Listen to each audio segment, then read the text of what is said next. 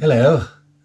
Yes, so I'm here on a very low chair with a very high table. Never mind. Right. Let's have a quick look at wire and stuff. Now, the general kind of wire that you'd use for like a stop motion armature, you know, if you're not using ball and socket, obviously, is this, which is aluminium wire. This is 2mm. You can get 3 or 4. I think you can get up to like 5mm, but this stuff is pretty good. You twist it up and it instantly becomes a little bit stronger. But what I will say, as any animator knows, if you bend this enough times, it will snap. But I'm using this for a Macquette, which is going to be posed and never going to be bent around like crazy and, you know, animated. So I like to use this for you know, heads, arms, hands, fingers, etc., especially fingers because you can pose it. But what I think I'm going to use mainly for the legs is our good old favorite coat hanger. This is a standard coat hanger that I've straightened out, snipped the hook off the end. So, you know, that is pretty strong on its own. If you had a heavy puppet on that, it's not going to bend. It may wobble a little bit, but it's not going to bend. But I think the legs are going to be made mostly out of this because it's got a lot of strength.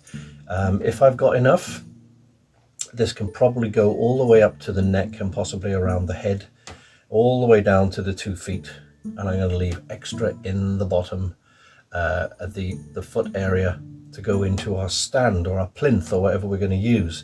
A couple of other things. I am going to be using some of the aluminium wire, which I've got from a long time ago. It comes in handy.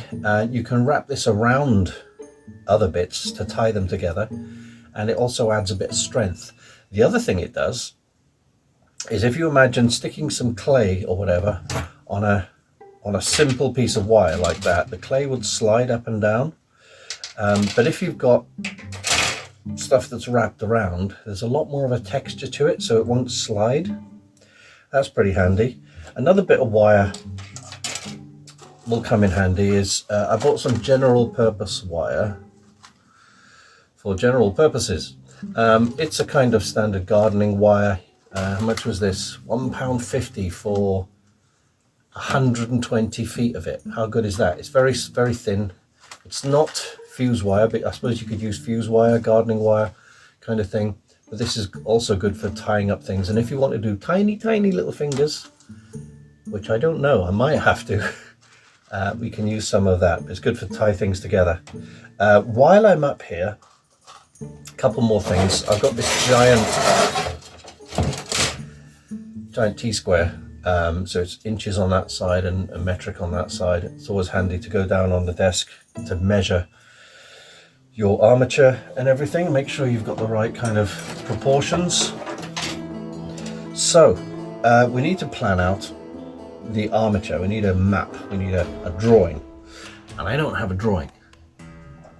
So let's get my character printed out and work out what her skeleton's going to look like.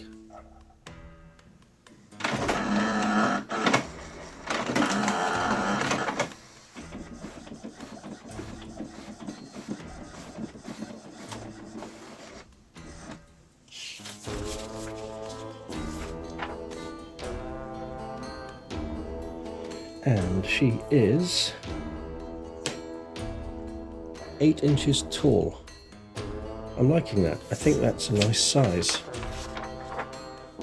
Yeah, that's a nice size for 8 inches tall.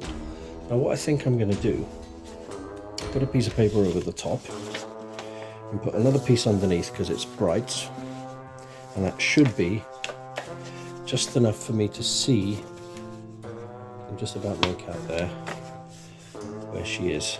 I mean, you can draw on her. By the way, I scaled her up in Photoshop, but you can also just draw from scratch, you know, if you go back to your sketch, as long as you get the size that you're happy with. So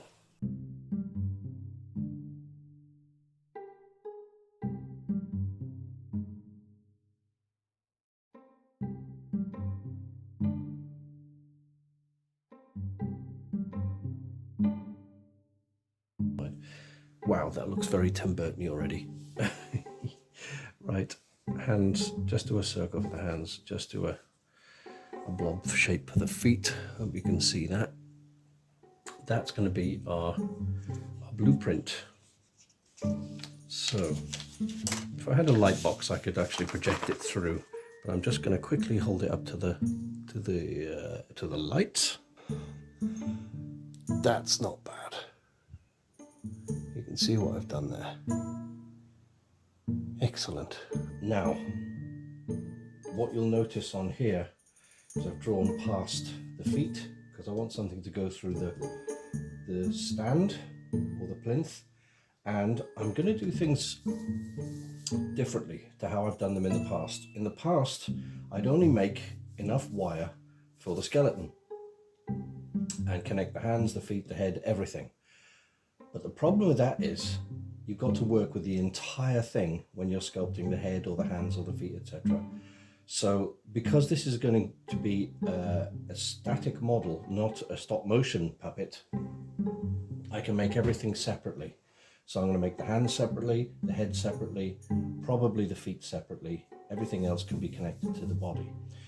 So I'm going to use this is the coat hanger wire, not as bendy. This is the steel wire, and we're going to start off laying it on there, saying, right, it goes all the way up to the head, which is, as we thought, you've got about 8.5 inches there. That's also giving it an extra inch at the bottom there. So, but I'm going to fold the entire thing in half, touch those ends.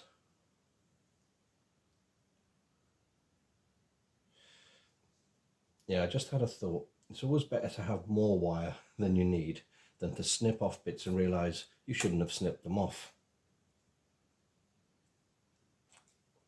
Right, here we go. Very hard to fold this. Right. Okay, so now we folded it in half. I'm going to leave that into the center of the head because that's going to give us something to pop the head onto later on. Let's go into super hyperspeed. So this is still the coat hanger wire, and I'm constantly laying it onto the drawing to make sure I've got the lengths of the arms and the legs and everything else right, using pliers to bend it because it is pretty difficult, and there's a weird twist in it which I keep trying to fix. The one arm seems to be wanting to lift up. So the yellow wire I'm using here, it's just your standard aluminium wire, which is a lot softer, so I'm tying that around and trying to keep it flat. And I thought what I'll do, I'll wrap around the body to give it some bulk, and still trying to get that twist out of the arm, squishing everything flat with the pliers. Lie down, need to get the legs and the arms a bit nicer. So once I fix that, I get another piece of aluminium wire. This isn't yellow, it's only because it doesn't have paint on it, but I've snipped quite a length off, about 1.5 feet, push it anywhere through the middle and start wrapping it through the arms. Same with the other arm. I'm sorry if I'm going off screen, I couldn't see where I was going. Snip off a bit more than I need, fold that back on itself. You can always trim that off afterwards.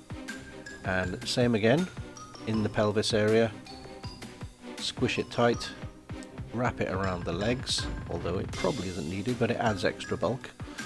Same down the other leg, and you'll notice there's 1.5 inches sticking out where the feet are, so I snip off the 1/2 inch, fold it back on itself to make tiny little feet. There we go, snip that off. And then we've got something to build the feet onto. A bit more tightening up and squishing, and I think once I've done the shoulders, I think that's it. You can see now there's enough texture on the wire with the twists and all the bits that are wrapped around that we can actually bulk out with milliput or clay or whatever to give it some thickness. I've left the hands sticking out like that because I'm going to make hands separately, and then I can always trim these parts shorter. The feet are pretty much set in stone. There's no bends to the knees, but these loops at the bottom are going to go into the stand to keep it upright, and it is quite sturdy. It's quite a... This is not something you can bend and do stop motion animation with, which is what I want. I want it to last a long time. This has taken me, I would say, 15-20 minutes to get all this together, but I'm happy with it. It's sturdy. It's a lot smaller than... Once you've wrapped everything around and done the loops and everything, it does look a lot smaller. But remember, there's an almost a 2-inch ball, or 1.5-inch ball for a head, and that obviously the strong steel on the legs has got to support all that weight, and it will.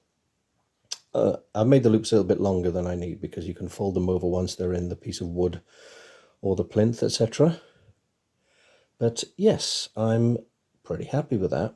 I think what we'll do next is, in the next video, we'll bulk it out and start getting a basic body shape. And I have to pose this arm before it gets too much clay on it, because there's a bend in the elbow. Same with this one. Both elbows are going to be bent. I know this arm needs to be, I think, holding her rucksack, because she does have a rucksack. You can just see the straps on the shoulders, but I want to put a rucksack on the back and a little duck hanging off the rucksack, because she's crazy like that. Yes, so, okay, so we've got our piece. One thing I haven't done is used any of the very fine wire, which I still might actually do. It's very good at filling in little gaps in the wire where you can push clay and stuff in, and it gives the clay something to grip onto. It's also very good for going around wrists and hands to stop the wire coming apart or anything like that. Anyway, we'll see. But that's it for this week. I hope you've got some ideas from this. So initially folded in half a very long piece of wire, down to the feet and back up, and then out to the arms, and then use softer wire all around the arms and legs and body, just to give it a bit more shape and a lot of strength. So there we go so far. If you need any, if you've got any questions or any suggestions, bear in mind, I am not an expert. I haven't been in the industry for a long time, and everyone's got different ways. And in fact, if you go on YouTube and search for wire armatures for dolls, wire armatures for puppets or sculpts, wire armatures for sculpting, you'll find a heck of a lot of good videos out there. Way better than mine, but I'm pretty happy with this. I've had pretty good success at doing things, and I'm confident that's going to make a nice puppet. Next time, a little bit of sculpting.